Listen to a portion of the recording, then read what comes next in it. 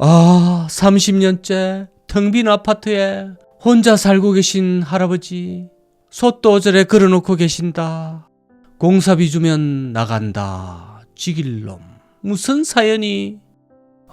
살벌한 문구가 또 오늘도 곳곳에 보입니다.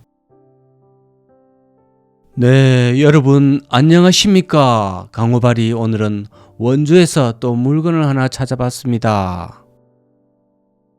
내용이 참 오늘은 좀 가슴이 아픈 사연을 간직한 채로 수십 년째 홀로 이 아파트를 지키고 계신 할아버지 한 분을 운명스럽게, 운명인지 뭔지 하여튼 만나게 되었습니다. 자, 저기가 바로 상가입니다. 역시 이것도 빈 건물입니다. 할아버지 홀로 낮 동안은 주로 저기서 지내시면서 생활하고 계신답니다. 자, 여기 또 텃밭도 가꾸시고 배차, 우거지, 그리고 빈 공터에는 고추도 말리고 그런 용도로 사용하고 계신다고 합니다.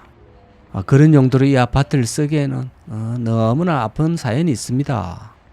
내용은 조금 이따 설명드리고요. 이 아파트의 모양새와 또 전체적인 상황을 한번 보고 가실게요. 그 기간이 무려 30년입니다.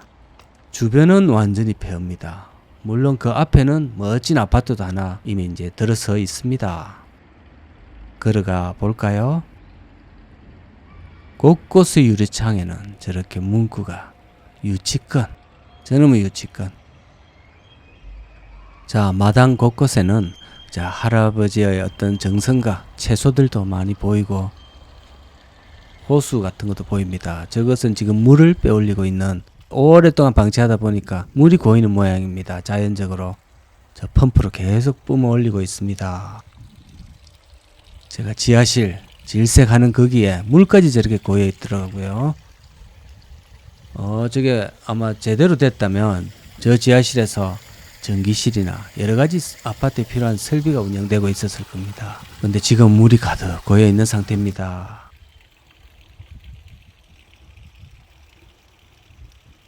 이 아파트 인근에는 한라대, 연세대 원주 캠퍼스, 일명 원세대라고 합니다. 그런 대학교가 한 3개 정도 있기 때문에 아파트 문제가 터지기 전에는 아무것도 모르는 어떤 이 학생들의 학부모들이 이 학생들을 위해서 집을 전세, 월세 이렇게 얻어줬습니다. 그 아이들도 나갈 때는 전세금도 한 푼도 못 받고 쫓겨났다고 합니다. 자, 여기는 거의 한 300세대 정도인데요. 자, 아까 말씀드린 할아버지 사연을 좀 전달해 드리겠습니다. 정확히는 1999년도로 거슬러 올라갑니다. 그때 이게 이제 신축할 당시고요. 거의 30년 정도 됐습니다. 그 당시에 이 할아버지께서 진주 지방에서 갑자기 인연이 이쪽으로 원주가 되어 가지고 올라오셨는데, 여기 꽂힌 이유가 다른 것도 아니랍니다. 뒤에 이 마을에 소나무 군락이 너무도 멋지게 펼쳐져 있어가지고 그 소나무에 꽂혔다고 합니다. 다른 사람이 듣기에는 좀 황당했겠지만 소나무를 좋아하는 저는 그걸 이해합니다. 정말 자, 그런 걸 보더라도 이분이 얼마나 소박하고 마음이 따뜻하신 분인지 알 수가 있습니다. 자, 우리 소시민들이 항상 그렇듯이 아파트 조그만한 거 하나 분양받고 또 이제 생계를 해결을 위해서 앞에 상가도 한 개 빚을 좀 내고 해서 분양받고 하면 생계는 유지된다, 이런 생각을 아마 하셨을 것 같습니다. 그렇게 되면 이제 크게 욕심이 있었다고는 보기가 힘듭니다. 누구나 그 정도는 생각할 수 있는 정도고요. 여러분이나 저나 누구에게나 일어날 수 있었던 일이라고 생각이 되었습니다. 이 할아버지나 관련된 300여 명의 이 수분양자들은 아무것도 몰랐을 게 뻔합니다. 희생양이었던 거죠. 돈을 이제 다 내고 보니까 아파트 자체가 거의 사기였다고 이제 밝혀졌습니다. 이게 이제 들여다보니까 이제 할아버지 말씀으로는 권리관계가 복잡해도 이만저만 복잡한 게 아니었다고 합니다. 전부 사기꾼들이 얽히고 설키고 있어가지고 도대체 어느 놈이 도둑놈이고 또 어느 놈이 사기꾼인지 모르는 정말 복잡다단한 권리관계였다고 합니다. 땅 주인과 시행사도 다르고 또 조금 있으니까 또 다른 어떤 권리가 있다는 놈도 나타나고 제3의 권리자, 제4의 권리자 이러면서 수십 년 동안 할아버지를 포함한 다른 많은 대표자들이 입주민 대표자 이분들이 소송 관계를 진행했겠지요. 그런데 그 중에서 수십 년 동안의 소송 관계 하는 동안에 마치 소설 삼국지에 나오는 수백 명의 영웅호월들이 등장하듯이 많은 어떤 피고인들이 등장을 했다고 합니다. 그러다 보니까 나중에는 이 할아버지가 이 소송 자료를 검토를 하고 또 법에 대해서 조금 공부도 하고 이래 보니까 나중에는 내가 사시도 합격하겠다 할 정도로 많은 법 공부를 또 해왔다고 합니다. 오랜 송사에 장사 없다고 얼마나 그 스트레스가 심했으면 기가 다 먹었다고 합니다.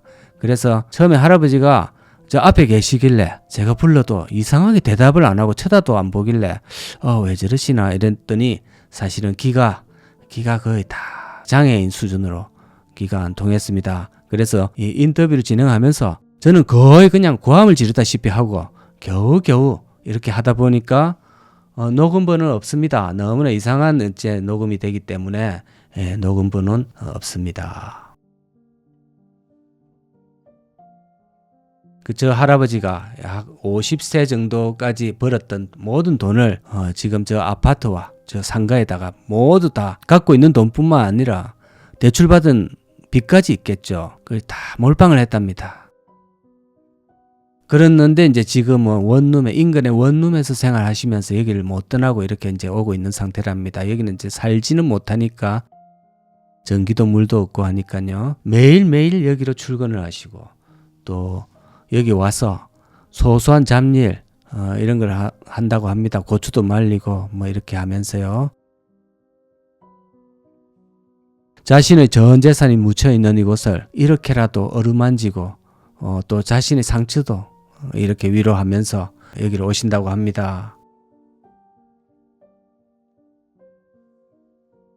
자, 이런 거에서 그냥 이런 사연이 있다 이런 것보다는 여기서 한계를 배워가야 합니다. 조금 언급을 이제 드리자면 가능하면 주체 회사, 시행하는 회사의 규모를 상당히 좀 많이 따져야 됩니다. 아무래도 작은 곳에서 하면 가격적인 유리함이 있기는 하겠지만 거기에 혹해서 그걸 의심하지 않고 그냥 덜컥 받게 되면 돌이킬 수 없는 큰 손해가 발생할 수 있습니다. 그래서 가급적이면 믿을 수 있는 큰 건설회사 이런 곳에서 시행하는 또 규모도 좀 커야 됩니다. 수천 세대가 넘어가는 이런 곳을 해야 그들이 좀 등을 쳐먹으려고 해도 떼글 수가 많다 보면 너무 부담도 되고 일이 커지기 때문에 함부로 사기칠 생각을 못합니다. 그런 믿을만한 조합의 일인이 되어서 보호를 받는 편이 훨씬 좋을 것 같습니다. 그리고 경치, 소나무 이런 것이 좋기는 하겠지만 이런 것이 내가 배신을 맞으면 전혀 도움은 안 됩니다. 그런 것을 참고한다기보다는 인간을 일단 먼저 보고 조심해야 됩니다. 소나무 이런 건 나중에 안 도와줍니다. 얼마나 한이 맺혔으면 우리 흔히 죽어서 구천을 떠돈다 이런 말을 많이 하는데요. 이 할아버지는 지금 살아서 이 아파트를 떠나지 못하고 마치 이 아파트의 구천을 떠도는 형국이 되어 있습니다.